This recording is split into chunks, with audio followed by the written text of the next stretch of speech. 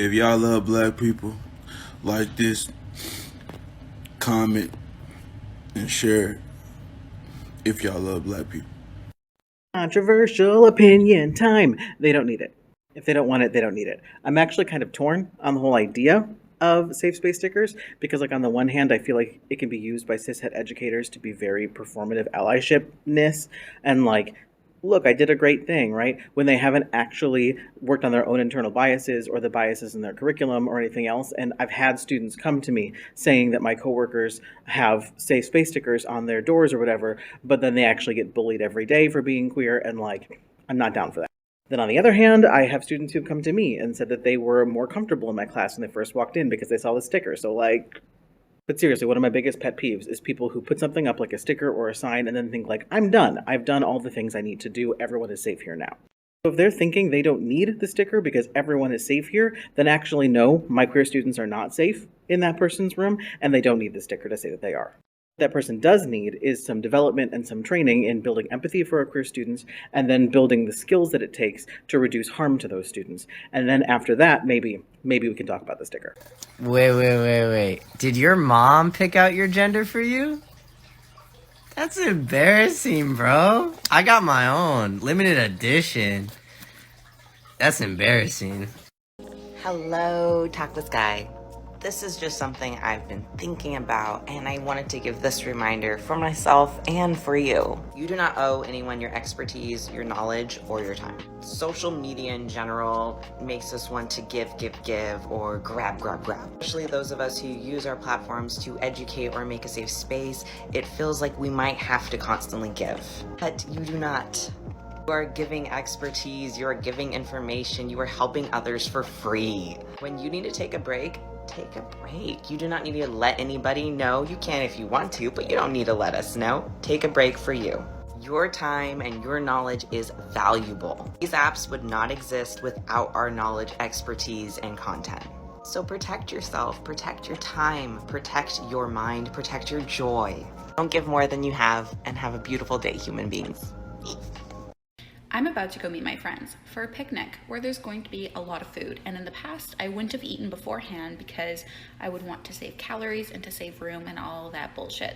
But the picnic hasn't started and I'm hungry, so I'm going to do what's best for me and eat before I go. So I would have never done this, but recovery is possible. You don't have to save room, you don't have to save calories, you don't have to save up for anything because you don't have to earn your food. You are allowed to eat whenever you are hungry, no matter what time it is, okay? Okay.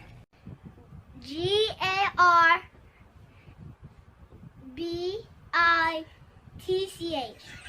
What's that spell?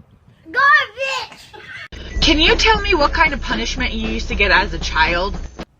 It always started with just wait till your dad gets home, which is, like, mind-boggling. Like, that ruined my relationship with my dad. Well, it was the first thing. Everything else was his fault. But the second thing was I'd get hot sauce put in my mouth, like Tabasco. I'm still, to this day, I will not eat Tabasco. I'm not even sure what it tastes like. The bottle just freaks me out. They would put Tabasco on my tongue and make me hold it against the roof of my mouth until my mouth burned. Now, I'm someone who likes spicy food, but I will not eat Tabasco because of this.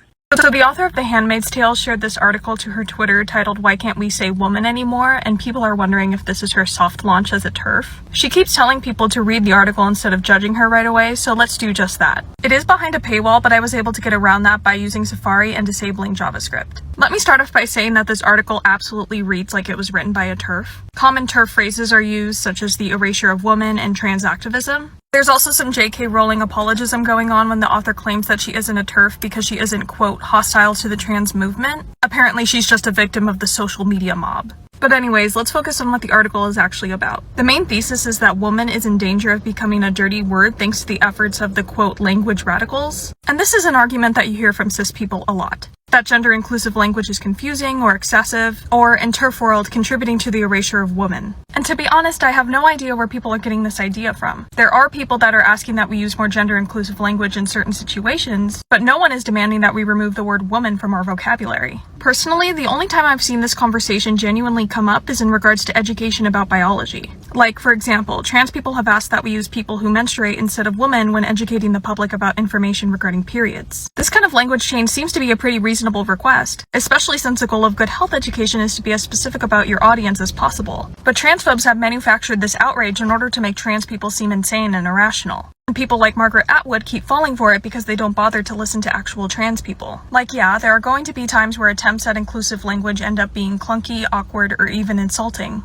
But that's to be expected, and I'm sure we'll all get the hang of it soon enough. And that's the thing, the clunkiness and awkwardness is as far as the harm goes. These terminology changes do not harm cis women in any substantial way. But you know what does have a negative material effect? Lack of trans-inclusive healthcare. Inclusive language is one of many steps towards remedying that. Anyway, it's disappointing to see Atwood share this misinformed article. Whether or not she'll end up pulling a JK Rowling on us, I don't know. But it is worth calling her out on this, and anyone else falling for this fake transphobic outrage. The Toronto Star has also published another opinion piece by a trans woman who hits all the same points that I do. I recommend checking that out and sharing it.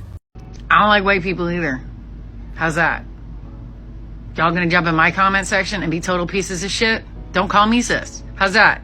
You're gonna jump in my comment section and my fucking DMs and find me and tell me to kill myself? All you people hanging out in the comment section and all you people throwing hate to these people, you're a fucking great example of why white people are fucking hard to like. I don't like white people. I haven't liked white people in years. I get into a fight every fucking Thanksgiving dinner because white people are not worth fucking celebrating. Say something.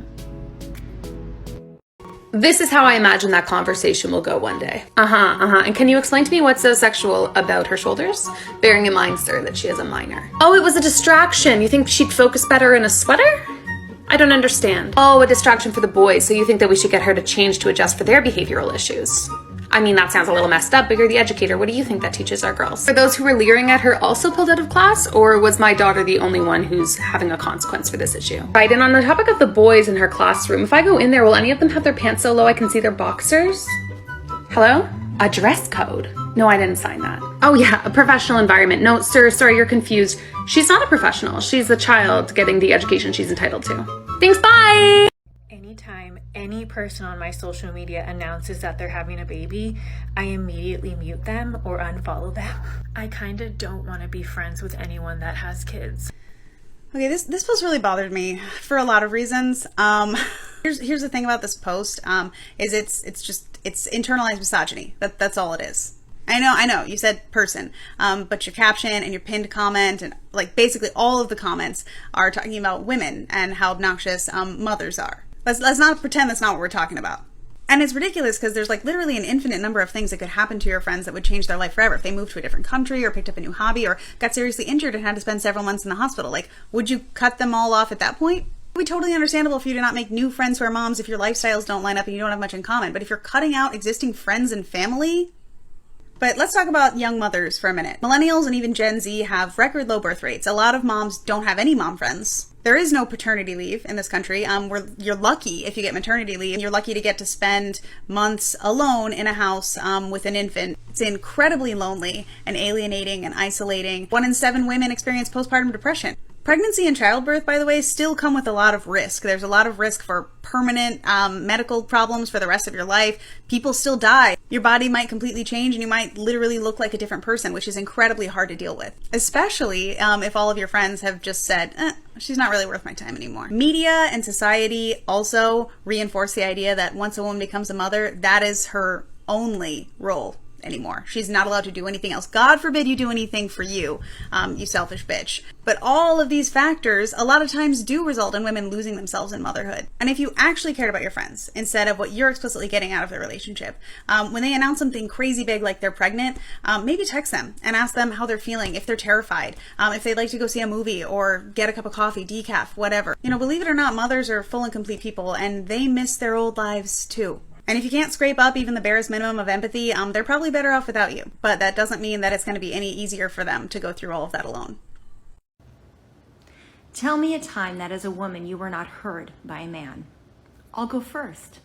I was in 7th grade. I was 14 years old. I just started my menstrual cycles. Unfortunately, my hymen was too thick and I couldn't bleed properly, so that needed to be corrected. After it was corrected, I was given a note saying that I was excused from physical activity for a week. I brought it to my PE teacher. Mr. Sacramento looked at the note and looked at me and clearly saw me walk into class, so decided that I was physically fit enough to do the work anyways, despite what the note said. I said, Mr. Sacramento, I really can't, and he refused to listen to me. So I knew that I had one choice and one choice only, to be bluntly honest.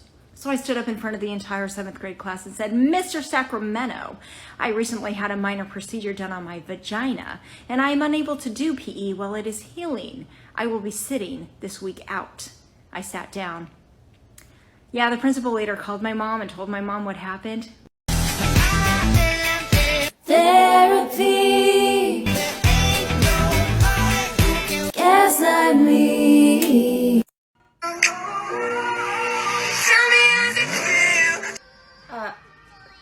Quit your job, sir. You shouldn't be a cop to begin with. You are struggling to regulate your anger, so much so that when you get upset, you want to throw a punch and damage properties.